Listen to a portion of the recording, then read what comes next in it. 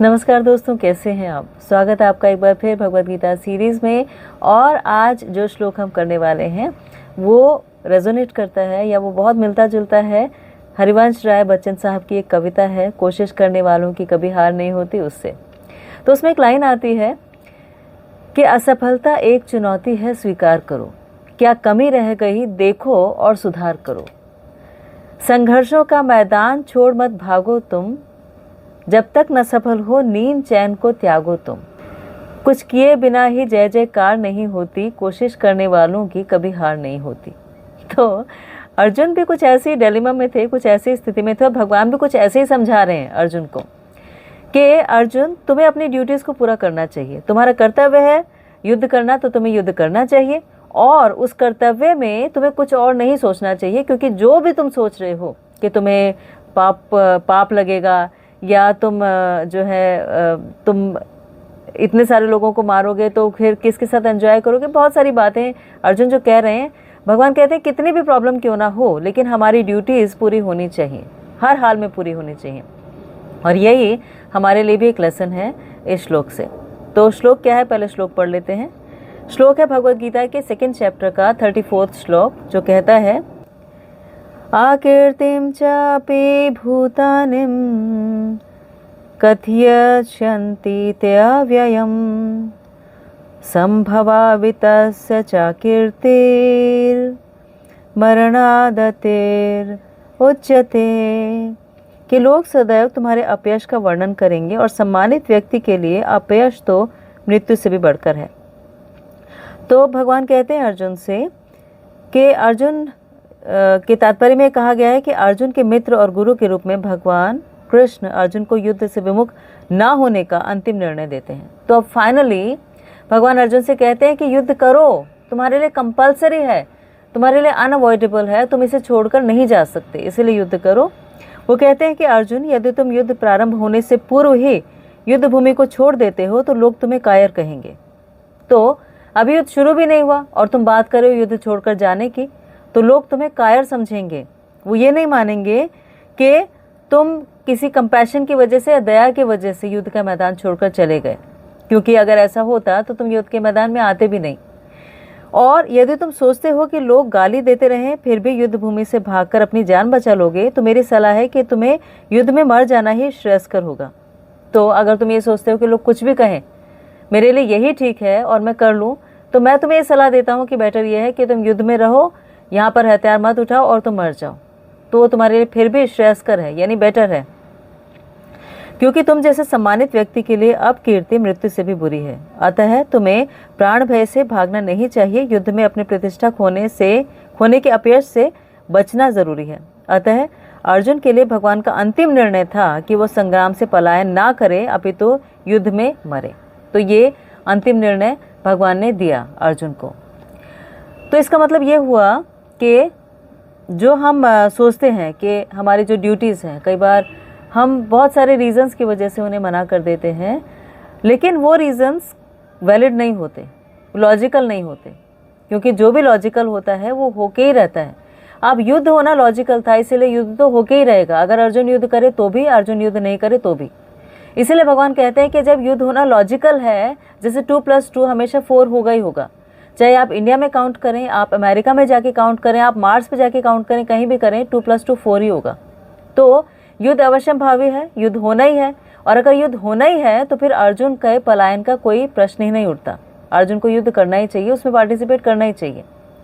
तो भगवान यहाँ पर कहते हैं कि किसी के लिए भी भागने से बहुत अच्छा है कि वो हार जाए। वो ठीक है कि आपने तैयारी की, आपने कोशिश की और उसके बाद हार गए तो भी कोई बात नहीं, कम से कम आप भागे तो नहीं। तो भागना किसी भी प्रॉब्लम का सॉल्यूशन कभी नहीं हो सकता। हमेशा हमें फेस करना चाहिए। हम अक्सर अपनी प्रॉब्लम से भागने की कोशिश करते हैं।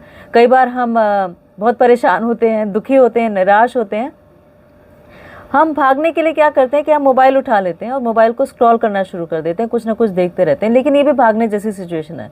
इसकी बजाय अगर हम शांत होकर बैठ जाएं और सोचें कि क्या प्रॉब्लम है और उसको फेस करें, तो फिर हमें सॉल्यूशन भी मिल जाएगा। इसीलिए किसी भी सिचुएशन में कभी भी भागना किसी भी समस्या का समाधान नहीं दे सकता। और यही अर्जुन के माध्यम से भगवान हमें भी बता रहे हैं तो लोग, बेशक लोगों का कहना या ना कहना हमारे लिए मायने नहीं रखता कि वो कुछ भी कहें, लेकिन फिर भी अपनी ड्यूटीज़ को पूरा करना तो मायने रखता है। और उन ड्यूटीज़ को पूरी करने के लिए हमें कुछ भी करना चाहिए, जो भी हमारे बस में है वो हमें करना चाहिए। ये इनके प्रकार अपनी ड्यूटीज़ को पूरा करना चाहिए। उससे भागने का कोई एक्सक्यूज़ अपने लिए नहीं लाना चाहिए। और जो लोग आसपास के हैं, मान लीजिए कई बार वो भी हमें ऐसा प्रोत्साहित करते हैं कि अपनी ड्यूटीज़ को पूरा ना करो, तो भी उन्हें सुने बिना जो हमें पता है सही है, सही का साथ हमेशा देने की कोशिश करनी चाहिए और देना ही चाहिए। तो अगर यहाँ पर जो अर्जुन को भगवान कह रहे हैं कि तुम अगर अपनी ड्यूटीज़ को करते हो तो देखो 3 चीज़ें होती हैं हमेशा। कि पहली बात तो ये कि जब हम अपनी ड्यूटीज़ को पूरा करते हैं तो बहुत सारे लोग हमारा मजाक भी उड़ाते हैं, जैसे अर्जुन का भी उड़ाया उस समय। और अर्जुन के लिए भी बहुत सारे एक्सक्यूज़ेस और भी दिए। ड्यूटीज़ कर रहा था तो भी और नहीं कर रहा था तो भी। अगर कर रहा है तो भी ये बोलेंगे कि देखो अपने लोग खड़े थे और उनको मार दिया सिर्फ राज्य के लिए। और अगर नहीं करेगा तो कह देंगे कि ये तो भगोड़ा है, ये तो युद्ध का मैदान छोड़ के ही भाग गया। तो लोग तो कहेंगे ही कहेंगे, लेकिन उनका क्रिटिसिज्म या उनका कहना ना कहना भी इतना मायने नहीं रखता जितना कि अपनी ड्यूटीज़ को पूरा करना। तो सबसे पहली स्टेज क्या होगी जब हम अपनी ड्यूटीज़ को करते हैं कि लोग हमारे ऊपर हंसेंगे। लोग कहेंगे कि देखो सब कुछ छोड़ छाड़ के क्या इन्होंने भगवत गीता पढ़ना शुरू कर दिया, क्या इन्होंने माला करनी शुरू कर दी, क्या ये जप करते हैं, इबादत करते हैं, सिमरन करते हैं, क्या ज़रूरत पड़ी है। ऐसे कह के लोग मजाक बनाएंगे कि अरे तुम तो ये दुनिया छोड़ चुके हो, तुम तो थोड़े दिन में सन्यासी हो जाओगे, और ऐसे कह के लोग मजाक बनाना शुरू कर देते हैं। लेकिन फिर अगर हम इसमें बिल्कुल कंसिस्टेंट रहते हैं, हम करते रहते हैं, तो लोग धीरे धीरे अमेज्ड हो जाते हैं। लोग सोचते हैं कि अरे कैसे ये इतना स्ट्रॉन्ग विल पावर के साथ, इतना डिटर्मिनेशन के साथ ये करता जा रहा है।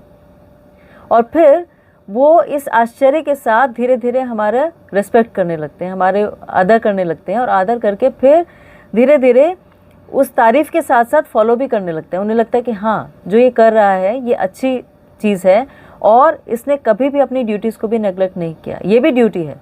स्पिरिचुअल पाथ फॉलो करना, आध्यात्मिक पाथ फॉलो करना भी हमारी ड्यूटी है, हमारी आत्मा की ड्यूटी है। और उसे हम कैसे भी फॉलो कर सकते हैं।